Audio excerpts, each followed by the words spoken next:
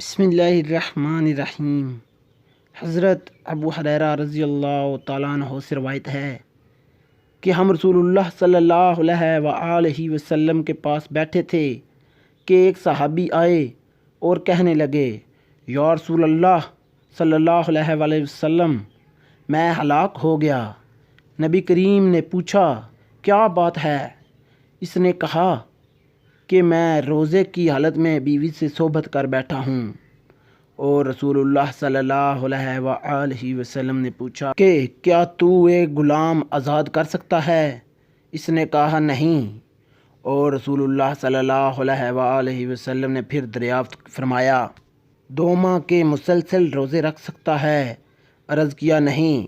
نبی کریم صلی اللہ علیہ وآلہ وسلم نے پھر پوچھا، کیا 60 مسکینوں کو کھانا کھلا سکتا ہے؟ اس نے عرض کیا نہیں۔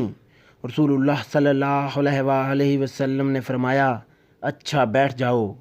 ابھی تمام صحابہ اسی حالت میں بیٹھے تھے کہ حضور صلی اللہ علیہ وسلم کی خدمت میں ایک کھجوروں کا عرق لایا گیا۔ عرق بڑے ٹوکرے کو کہا جاتا ہے۔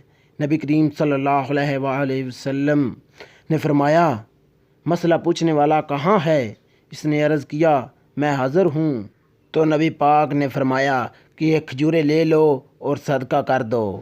اس نے عرض کیا، یا رسول اللہ، کیا صدقہ اپنے سے زیادہ محتاج لوگوں کو دوں؟ واللہ مدینے کی ساری آبادی میں کوئی گھر میرے گھر سے زیادہ محتاج نہیں ہے۔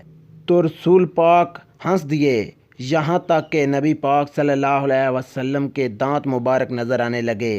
نبی کریم صلی اللہ علیہ وسلم نے ارشاد فرمایا، اچھا لے جاؤ، خود بھی کھاؤ اور اپنے گھر والوں کو بھی کھلا دو، تمہارا کفارہ ادا ہو جائے گا۔